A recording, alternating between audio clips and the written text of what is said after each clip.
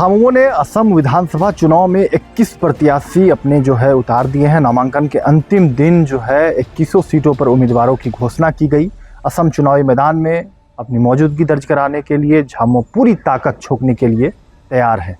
बता दें आपको कि इस वक्त हम तस्वीरें आपको झारखंड मुक्ति मोर्चा के कार्यालय से दिखा रहे हैं, जहां की असम में झामुमो और कांग्रेस के एक दूसरे के खिलाफ चुनाव लड़ेंगे।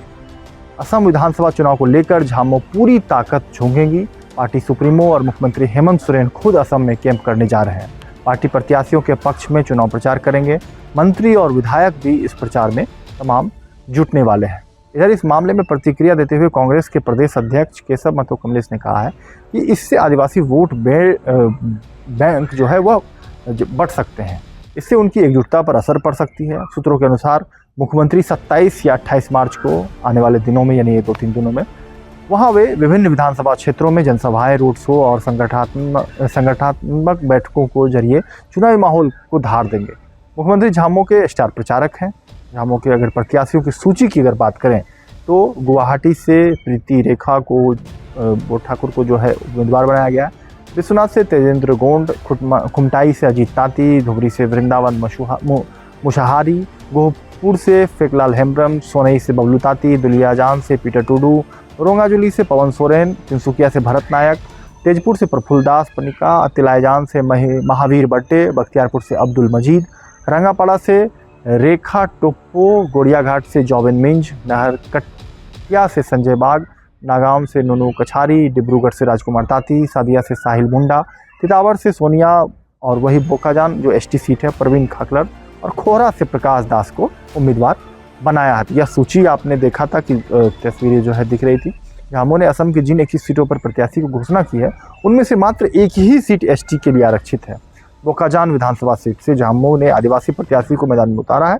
झामुमो ने 13 सीटों पर झारखंड मूल के ट्री ट्राइब जो वहाँ पे रह रहे हैं उम्मीदवारों को सामान्य सीटों पर टिकट दिया है।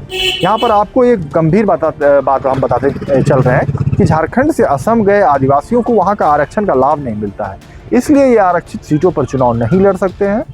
बदलवे में झामुमो ने असमिया समुदाय के अब्दुल मजीद को टिकट दिया है। अन्य सीटों पर कुछ स्थानीय और झारखंड मूल के सामान्य वर्ग के लोगों को भी टिकट दिया गया है। वही अगर बात करें कांग्रेस की, तो राज्य के वित्त मंत्री जो हैं, पूर्व वित्त मंत्री रामेश्वर उरांव ने कहा है कि कांग्रेस ने झामुमो के साथ सच्चे मन से गठबंधन धर्म निभाया है।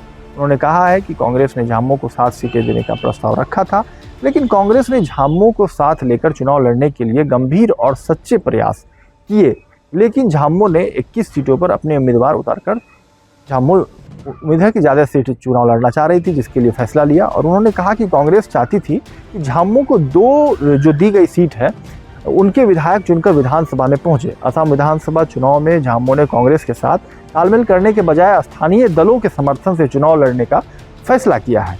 ये तमाम जानकारी असम विधानसभा चुनाव को लेकर हम आप तक पहुंचा रहे हैं।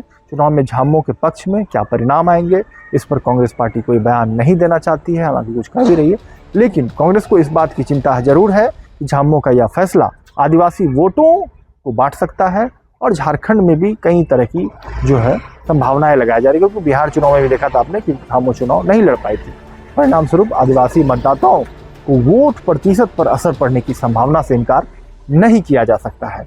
इस वक्त हम झामुमो कार्यालय से ये तमाम खबरें आपको जानकारी दे रहे हैं। कल आपने देखा कि प्रेस कॉन्फ्रेंस के माध्यम से जो सुप्रियो भट्टाचार्य उन्होंने भी कई तरह की जानकारी दी है, लेकिन आने वाले दिनों में क्या कुछ जानकारी दी जाएगी वह भी हम आप तक पहुंचाएंगे। लेकिन फिलहाल चुनाव को लेकर क्या अपडेट्स हैं वह हम आप तक पहुंचा रहे थे। आने वाले दिनों में और भी अपडेट्स हम आप तक पहुंचाने के प्रयास करेंगे, चूंकि झारखंड मुक्ति मोर्चा जो बड़ी पार्टी झारखंड में वो आसाम में चुनाव लड़ने जा रही है, और इससे पार्टी की पूरे देश में जो है क्या पहचान होती है, क्या वोट बैंक होती है, उसकी जो बातें सामने आएंगी। मुख्यमंत्री हेमंत सोरेन की जिस तरीके से लोकप्रियता बढ़ी है, विधायक कल्पना सोरेन जो उनकी धर्मपत्नी, उनकी लोकप्रियता बढ़ी है, इन तमाम चीज़ों को लेकर उनकी लोकप्रियता का अंदाजा इस चुनाव में देखने को मिल सकता है। और क्या कुछ समीकरण झारखंड में भी होंगे असम चुनाव के बाद, यह भी एक कई सारे कयास लगाए जा रहे हैं। फिलहाल वीडियो अच्छा लगा हो ज़्यादा से ज़्यादा शेयर करना ना भूलिएगा। शुक्रिया।